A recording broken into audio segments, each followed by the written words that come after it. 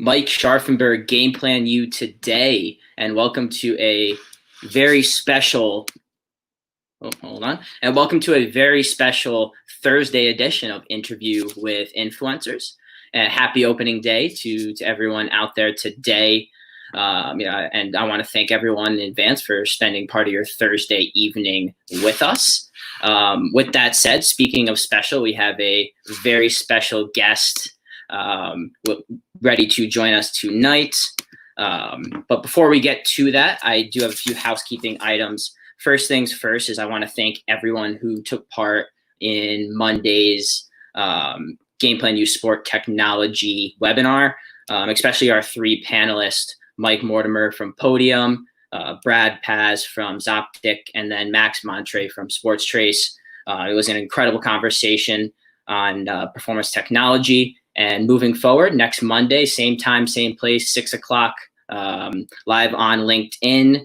It will be on fan engagement, the current state of digital fan engagement, and how that's going to affect the future. So heads up for that, and looking forward to seeing everyone back next Monday.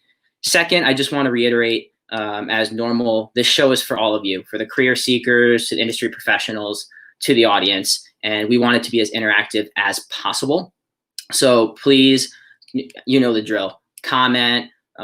We encourage you to post your LinkedIn profile, network with the other members of the audience.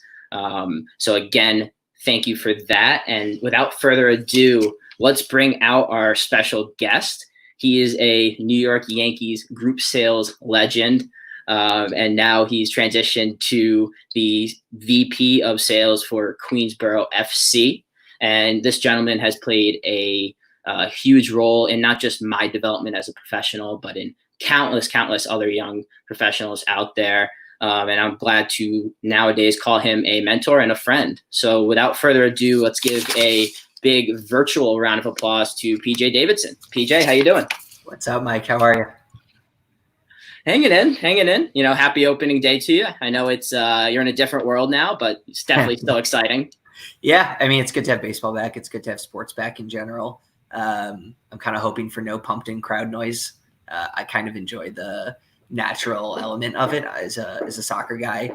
I think soccer was really the first to be like, I guess you can call it the guinea pig of that whole side of viewership and everything else. But again, I think I saw something about MLB The Show, but I'd love to hear just the natural coaches yelling, trash talk. I think that's kind of a unique thing for us as fans to engage with that we don't normally get to. So let's embrace it. But another story for another day. I completely agree with you. And yeah, they are talking about MLB The Show. And I think it's one of those things you'll never see. Hopefully, not cross our fingers, we'll never see this again. And it just enjoy the game. I completely agree with you on that. Yeah. But let's dive into it. I know when you and I get together, we could talk all night. So let's get this thing started. So obviously the core of the podcast is to help out career seekers, right? Looking to get into the sport industry. But we always like to start out the conversation with helping career seekers understand that every professional has a different path to get to where they are and to get their foot in the door in the sport industry. And a lot of times it's not a pretty beginning. You know, you're working in concessions or you're working bottom of the barrel internships, but those make you who you are today. So two-part question here. One, what is it about the business side of sports that attracted you there, saying this is what I want to do with my career? And then follow that up with how did you get your foot in the door into the sport industry? Yeah. So I would say that it's, as you mentioned, it's incredibly important to be open to new experiences, getting comfortable, being uncomfortable. For myself, I knew pretty quickly I want to be in sports business, just like many of us. I mean, we're athletes, we're competitive. At some point, we're just not good enough to keep playing. But that competitive nature doesn't go away. So for me, knowing that I want to be a part of business and trying to, I don't know if it's beat other people, but at least make our, whatever I'm associated with as successful as possible. So I knew from probably the time I was 13, this isn't going to happen. I'll play through high school. Maybe I'll play low-level college sports, but that's as far as it's going for me. So I did my first internship the summer going into my freshman year of college, which I think is a little uncommon, maybe a little aggressive. I think there's got to be a balance between living your life and being a kid. But it was a great experience, and it just confirmed the fact that I wanted to be involved in the background and everything that goes on. And then, Mike, Sharp, remind me the second question. No, you answered them both. So you got started with an internship, right, going into your freshman year of college, which, kudos to you. And I get that you want to have that work-life balance and enjoy college, but I mean, that's definitely a testament to you and how you got to where you are today. And we're working with high school students as we speak, and that's something that we just encourage, even if it's volunteering. Just get involved with whatever you can. Yeah, but I would say, I mean, in terms of like getting your foot in the door and everything, I think the whole world is relationships, and it's not who you know or who knows you, but it's who knows what about you. So not only have you communicate with somebody, but have you left a little bit of yourself with them. A lot of times you hear the 80-20 rule. I'm not a big fan of 80-20 because I think they should know more about you than 20. I think they should. I mean, if you go to anyone who I've ever sold around, I mean, they'll laugh because everyone knows I'm from Chicago. I'm a Cubs fan. I'm this, I'm that. And it's like, because I say it over and over and over, but every single person walks away not thinking of me as that sales guy. They walk away as, hey, that's PJ who works for X. So I think it's about being willing to form relationships and not waiting until you need a job to start contacting people. Get to know people, informational interviews. So that way, when your resume goes into the stack, it goes right to the top. And you're not just another name from Teamwork Online or Indeed or whatever it may be. Yeah, that's how you build those strong relationships. It's, people are going to buy from PJ, like you said, not from just a sales professional. So great advice there. So let's now take a step a little bit further in time. So you spent about 7 seasons, right, with the New York Yankees, primarily in group sales. So you started off as a sales associate, worked your way up the ladder, all the way up until to assistant manager of group sales. So talk a little bit about how you worked your way up the ladder. What were some skills that you used to get up that ladder? And then what were some of the most important takeaways that you took from your time in the Bronx? I would say it's the little details that differentiate you from somebody else. I think that's what separated me. I think when you have a brand like the Yankees, you could be the worst salesperson in the world. If you make enough calls and you put in, the activities, so calls, emails, text messages, LinkedIn messages, whatever it may be, like you've got such a good product, you're bound to hit a few times. So if you can combine that level of volume with a genuine skill set and intangibles, I mean, I look at those as my non-negotiables when I was hiring at the Yankees, and once we're able to start bringing some more people on board with QBFC, is that you've got to have a strong work ethic. You have to be open to learning. You have to hustle. You have to be coachable. Be willing to take criticism. If I don't tell you what I honestly think of your work or what you're doing, you're not going to get any better. So I'm hurting you, and I'm hurting me, and I'm hurting the business. So, I mean, those were the things that I think really separated me. Was I was willing to be the first in and the last out, to make the most calls, to work on my skill set. Don't be afraid to have somebody tell me, hey, you didn't do this very well, or you could do this better.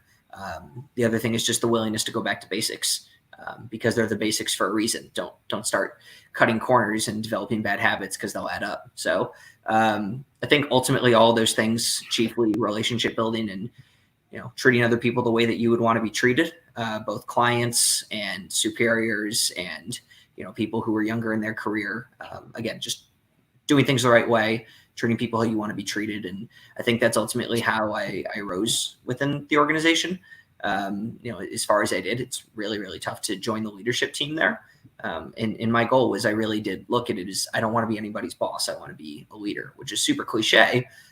But I think anybody who worked for me will tell you that I probably directly told them, or they understood that I cared way more about them as people than I did as professionals. They're happy people, then they're going to be happier professionals, and happier professionals do better work. So it was a vicious cycle, and I think it's important that we recognize they're people. Sales, oftentimes you can be a number, especially. So I didn't want to just be another sales manager who treated people as numbers.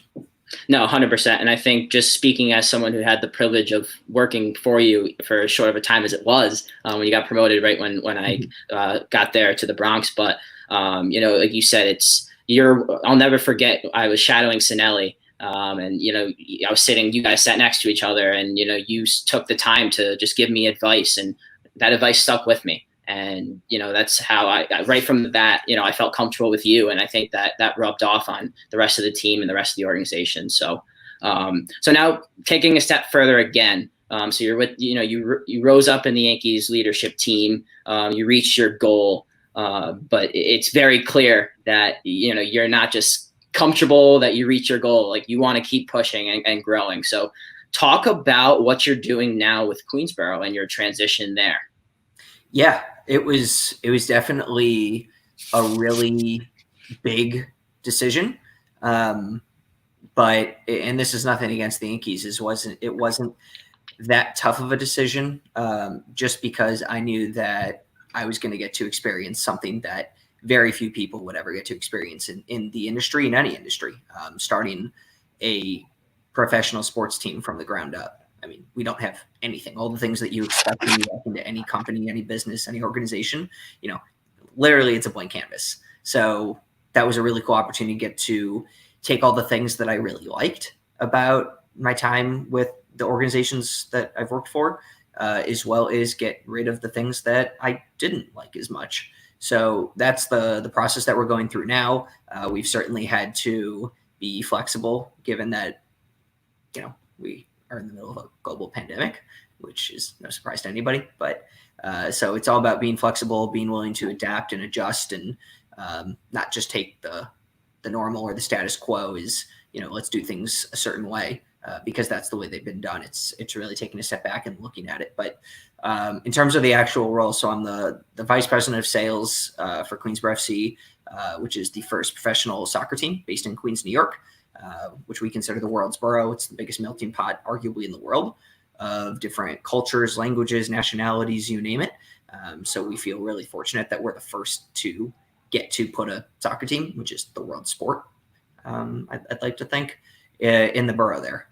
We're certainly going to represent the whole tri-state and beyond, but, Queens is really our number one priority. And we want to be a community club for those people and just add to the experience and the culture and the families and you name it there. So my title was thrown out the window pretty much right away. I started with Queensboro on March 9th. I spent 3 days in the office, and then we went into quarantine. So we were in a WeWork. We've already ended that relationship with the WeWork. We're not going anywhere near that. A community office, just not going to happen. And everything has been remote. So this has been a heck of a process and an adjustment. But point being that my title's out the window. We're not selling anything to anybody right now. This is just not the time, not the climate, not the first impression we're trying to make is the second that we're a brand new team in a place that was so heavily affected by COVID, New York in general and Queens in particular. Our first and number one goal right now has to be to rebuild Queens and be positive members of that community, and really, back up what we're saying. So that's priority number one, but I've been learning all about marketing and partnerships and social media and merchandise. And I mean, you name it. We're definitely doing a lot to try and build our platform on the sales front, but I think the title is completely irrelevant. We've just got to work together as a team and get everything done that we have to get done. And that's the bottom line. So. Yeah, and I think, as difficult as of an experience as it is, it's only going to make you stronger down the line when you do end up kicking off. And like you said, you have that opportunity now and I love that, to embrace the community and really, for when you do start launching, you have those relationships built. So I'm curious too, to dive into the willingness to be curious and open-minded. I know you said for you in particular, it wasn't really much of a decision, just because of the career trajectory path. But for those out there who may say, you made it to the top with the Yankees, why not keep trying to push there? So can you just talk a little bit about that curiosity and the open-mindedness and being willing to change and how important that is. Yeah. I mean, I think it's everything. I think you need to be open to every conversation. You never know who knows who. A warm introduction is certainly better than a cold one. So I'll grab coffee with anyone. I'll grab a call with anyone. I'll definitely grab a beer with anyone. We could all use a beer right now. But I'm such a firm believer that relationships are everything. And, I'm just going to be a broken record. I keep saying the same few things, but that's because I think they're so true. I just want to get to know everybody, and knowledge is power, and relationships are everything. So I think it just got to be the openness to a conversation. I mean, the first time that I was told about Queensboro FC, I wasn't completely on board. It wasn't like a 2-second this. I mean, I still had to explore it. And something I tell anybody is, you don't have a decision to make until you have a decision to make. And quite frankly, I probably told you that at some point in your career, that until you have an offer from somebody, it doesn't matter. So you can go through the interview process with a billion people. And just keep in mind, I mean, you always have to look out for number one. I mean, there's nothing, quote, disloyal about looking for other opportunities for yourself. I was constantly, open to interviews and phone calls and whatnot during my time at the Yankees. I had no intention of ever leaving. Even when Queensboro came up, I had no intention of leaving. But if something makes sense, you have to hear it out. And that's what I did, and here I am. So, you just got to trust the process and be willing and open to that. I know I had the conversation the other day with someone, and that's such a great point that you made about just approach every conversation, be willing to talk to anyone. But I think to add to that is don't go into those conversations with any expectations at all. Don't go into it trying to, fit a cylinder into a square peg. It's never going to work. Just go into it, no expectations, and see where it leads. One question, kind of off the beaten path of career seekers, and then we'll dive back in and finish up with that. But in regards, I always like getting perspective from professionals in the industry. So how do you see, when there's a vaccine and things start to return to normalcy? How do you see the in-stadium experience, regardless of the sport? How do you see that changing in the future? I mean, I think that we need to be open to the new normal. I mean, not to use such an extreme example, but when you went to an airport before 9/11, we did things a certain way. And since 9/11, you go to an airport and you do things a very different way. We're not going to go right back to the old normal. I mean, there's still going to be different things in place. I think there's going to be room for technologies to be put into place that may encourage social distancing, or at least a lot more contactless elements. So, I mean, for example, I've been very steadfast about wanting to, and this was even before COVID, that I want everything at our stadium when we get going to be mobile tickets. I want everything to be as contactless as possible. This is only further putting that to the forefront, that contactless is the way to go. In terms of, the setup of stadiums, it might not be the same. Let's cram as many people into as many spaces as possible. Private spaces are going to be hotter no matter what. I mean, they always are. It's just a matter of the financial commitment that comes along with them. Long story short, I can speculate a lot, but I certainly, as much as I like to think I can predict the future, I'm not going to be able to predict this one. But I am incredibly intrigued to know about what the future of group sales looks like. I mean, that's really my background. And, I don't know if anyone quite knows what the future of group sales looks like right now, and how that's going to work. But I mean, hopefully once we have a vaccine, we can get back to that normalcy, just with some hesitance, and maybe, use a little bit better judgment on some things that we never had to think about before. So that is my non-answer to your question. Love it. And you and I have a very similar mindset of, we just love going to the games, and we believe in that. I mean, that's the field we're in. We believe in that experience that, you're not going to get by sitting on your couch. Even with technology improvements, VR and all of that, you're not going to be able to hug someone when Didi hits a 3-run homer to tie the game in the first inning in the wild card game against the Twins, right?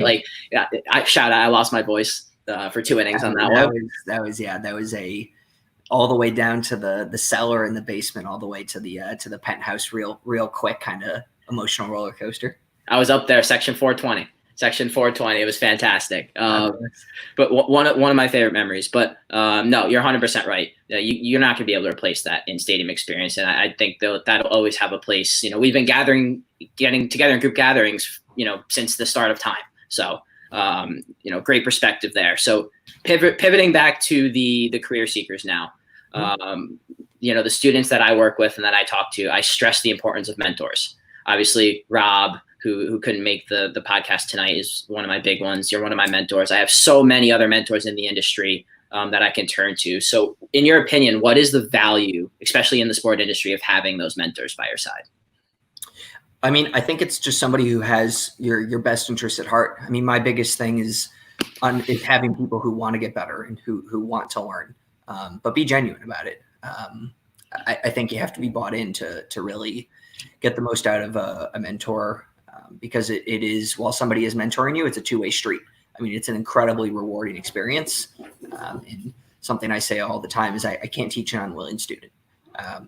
But for the people who are willing and do want to get better, I mean, I'll run through 20 brick walls for you. No questions asked, as long as you want to get better and you want to learn.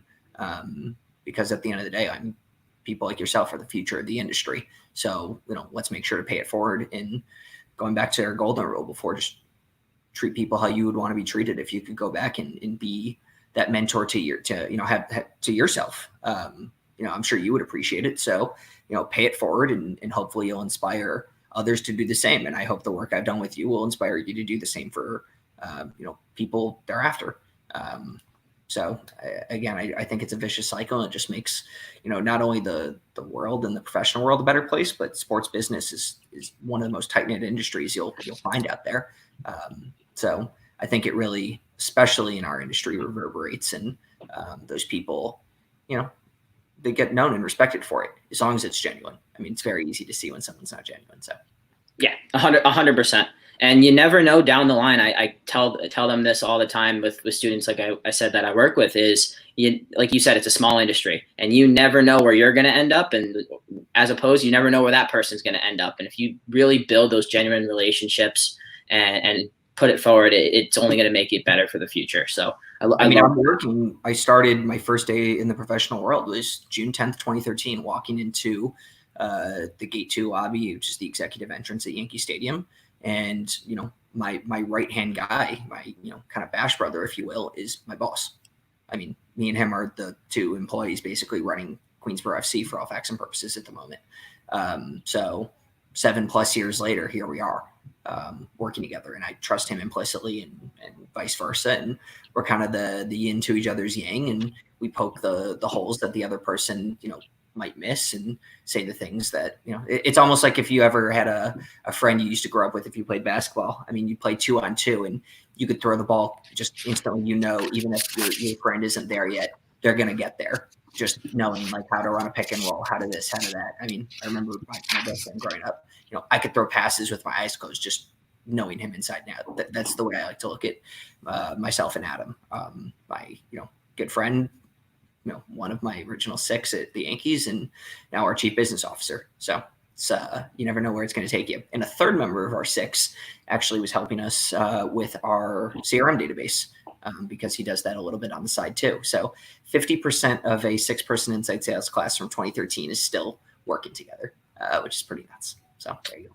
No, I mean, if that's not a prime example, I don't know what is. And I think just one other point to that is, like you hit on it before, but it's really up to the mentee to drive that relationship, right? The mentor can give you as much advice and feedback, but if you're not willing to learn, if you're not coachable, if you're not going to be enthusiastic, there's no relationship there. The mentor can't do the job for you. So I love that you pointed that out. So 2 more quick questions here. And these are the real meat and potatoes for the career seekers out there to pick your brain about. So I know you hit on it a little bit before, but as someone who's had the experience of hiring in the past, with the Yankees, you've had a lot of experience. Obviously, with Queensboro, you did some interviews, but you're going to be doing them in the future. I know you mentioned work ethic, being coachable, being enthusiastic, but what would you say would be the top 3, if you could summarize that up quickly for us, qualities and traits that you look for in people that you look to bring on board? I would say positive attitude, number one, open to learning, number two, number three, tie between strong work ethic and coachability. So I'll give you 4 for the price of 3. Hey, that's all right. And quick and easy. Yeah. Now pivoting to where we are now, right? And I know you and I have had a couple of conversations about, what is there, like, you've got to be using this time right now to grow and get better, right? Because there's a lot of good professionals in the industry, not only the class of 2020, 2019, but that got furloughed or got let go. So you're not just competing against your classes, you're competing against some of the best that have already been out there. So what is some advice that you can give to career seekers looking to get into sports now, that they can do starting tonight, honestly, to grow and get better and put themselves in that best position to get a job when the industry opens up? So my favorite term, and anybody who's ever worked for me, it's almost a running joke. Even my wife, it's almost a running joke because I say this so much, but control your controllables. So there are certain things you can control, certain things you can't. You can't control the outcome, but you can control what goes into the process. So, when we're saying trust the process, you've got to control the process, because that is controllable. So I would just say, like, relationships are everything. So network. And that's, you can have, whether you have a job right now, whether you don't have a job right now, do the things that will set you apart, get to know people, build relationships. If you want to work in soccer, reach out. If you want to do ticket sales, reach out to somebody in ticketing at every MLS team, every USL championship team, so on and so forth. What's the worst that happens? They respond and they're willing to give you 5 minutes of their time. And I did that. I mean, one of the first things I did when I joined Queensboro was I reached out to the league office for the USL championship. And I said, could you get me an Excel list of the, VP of sales or equivalent title for every other team? And I literally spent 3 weeks all day just on phone calls with the heads of every other team. I then moved on to MLS and other leagues. So I very much have a job and I'm working like crazy, but I'll find the time to network, because it'll be the difference when, hey, can you introduce us to a partner? Hey, someone interviewed for us. I see that they worked for you, or you have a connection to them. What do you think?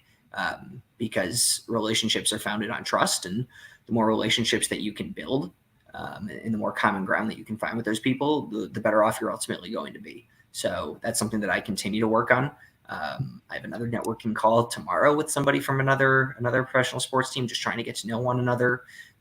So again, knowledge is power, relationships are everything, the same few things that I say over and over. So just do the work in advance so that when opportunities come, you're ready to seize them. Yeah, control your controllables. It's been instilled in my head, in the 4 months that I was able to work for you. And it changed my life. I live every day by that. You can't control things that are out of your control. You can't control what's going on with the virus, but like you said, you can control with who you're networking with. And I think it's important to reiterate, and, you had a great point there of just reaching out and just wanting to introduce yourself. Don't reach out asking for a job, because that's not going to go over too well. Reach out to just, I want to introduce myself. I'd love to learn, about the program.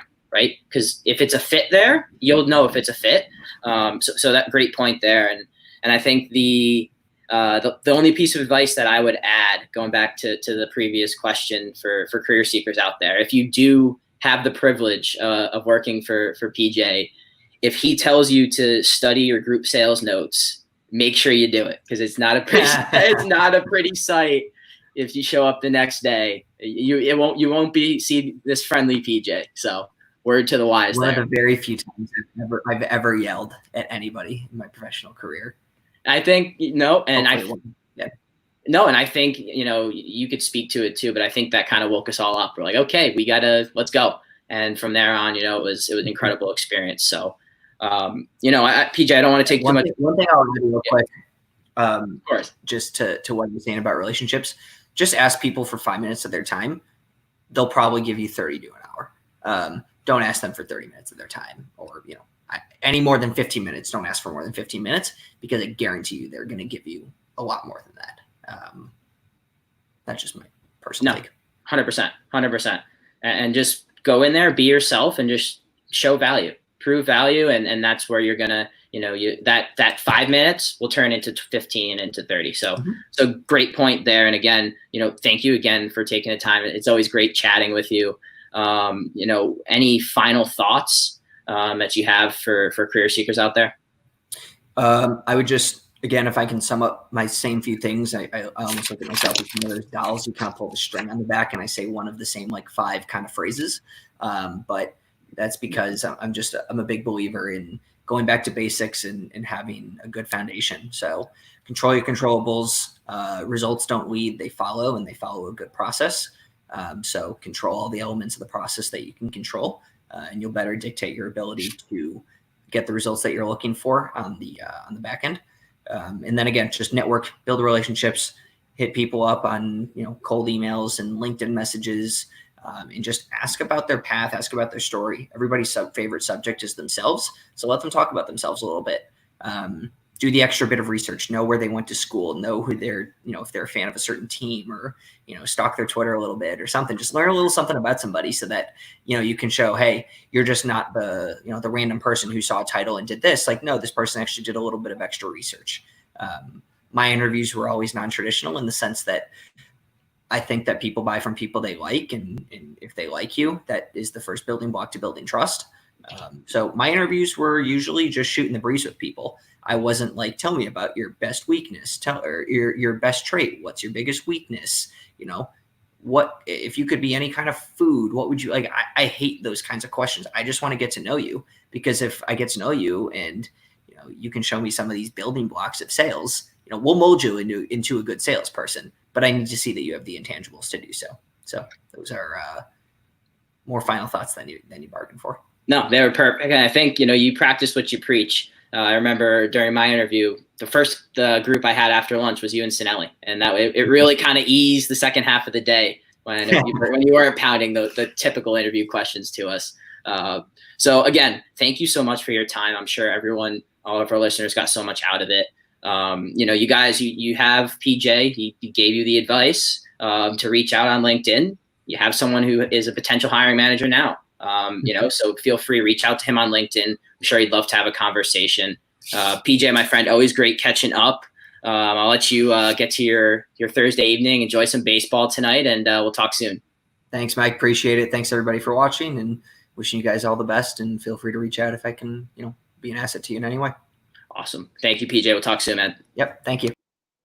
So again, perfect testament right there, everybody, to you had a hiring manager on, and he, reach out on LinkedIn, like we said. And then my final thoughts, quick and easy. I know it make PJ proud, but control your controllables and just control what you can control. And that's really all you can do. So I want to thank PJ for taking the time to join us. Thank you for everyone in the audience out there. And again, just want to reiterate, Monday night, 6 o'clock live on LinkedIn. We'll be running our week 3 of the Game Plan U Sport Technology Summer Academy, diving in again this week to the current and future state of fan engagement and digital fan engagement. So, we're going to have 3 great entrepreneurs that are in that space on the call. So you're not going to want to miss that one. More information on that, feel free to reach out to me directly, mike@gameplanu.org, or visit our website at gameplanu.org. So on behalf of myself solo tonight and PJ, thank you for the time, and we'll catch you next time. Have a great evening, everybody.